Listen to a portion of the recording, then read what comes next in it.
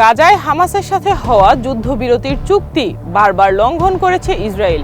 আল জাজিরার এক প্রতিবেদনে বলা হয়েছে, গত ৪৪ দিনে অন্তত ৪৯৭ বার যুদ্ধবিরতি চুক্তি লঙ্ঘন করে হামলা চালিয়েছে তেল আবিব। দক্ষিণ আফ্রিকার জোহানেসবার্গে G20 সম্মেলনের ফাঁকে ভারতের প্রধানমন্ত্রী নরেন্দ্র মোদী ও কানাডার প্রধানমন্ত্রী মার্ক কার্নির মধ্যে বৈঠক হয়।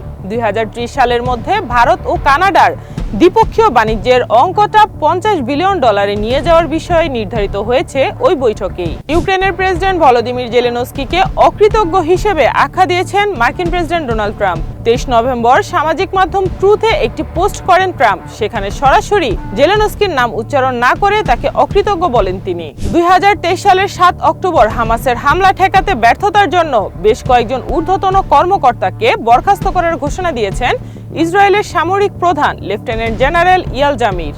ভেনিজুয়েলার কার্টেল দে লস সোলসকে বিদেশি সন্ত্রাসী সংগঠন হিসেবে ঘোষণা করতে যাচ্ছে যুক্তরাষ্ট্র।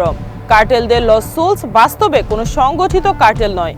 যুক্তরাষ্ট্রের দাবি, ভেনিজুয়েলার প্রেসিডেন্ট নিকোলাস মাদুরোর সাথে এর সংশ্লিষ্টতা রয়েছে। জনসমক্ষে বোরকা ও অন্যান্য পূর্ণ মুখোশ ঢাকা পোশাক নিষিদ্ধ করার জন্য পার্লামেন্টে একটি বিল পেশের অনুমতি চেয়েছেন অস্ট্রেলিয়ার কট্টর ডানপন্থী সেনেটর পলিন হ্যানসন। কিন্তু এই বিল পেশের অনুমতি না পেয়ে কিছুক্ষণ পর তিনি বোরকাটি পরে আসেন।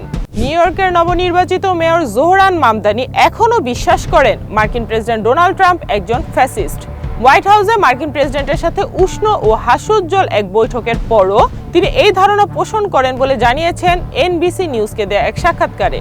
হামাসের গোয়েন্দা প্রধান হাসান রাশাদের সাথে কায়রোতে বৈঠক করেছে গাজার নিয়ন্ত্রক গোষ্ঠী হামাসের প্রতিনিধি দল। অবরুদ্ধ গাজায় নতুন করে ইসরায়েলি হামলায় বহু ফিলিস্তিনি নিহতের পর যুদ্ধবিরতি লঙ্ঘনের বিষয়টি নিয়ে আলোচনা করতে উচ্চ পর্যায়ের বৈঠকটি হয়েছে।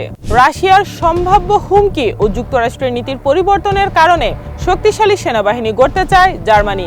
২০৩৫ সালের মধ্যে এই লক্ষ্য পূরণে ইতিমধ্যেই বড় ধরনের পুনর্গঠনে নেমেছে দেশটি। ভারতের দক্ষিণাঞ্চলীয় রাজ্য তামিলনাড়ুর টেনকাসি জেলায় ২৪ নভেম্বর দুটি বাসের মুখোমুখি সংঘর্ষ হয়। সংঘর্ষে ৬ জন নিহত এবং আরও ২৮ জন আহত হয়েছেন বলে নিশ্চিত করেছেন স্থানীয় পুলিশ কর্মকর্তা।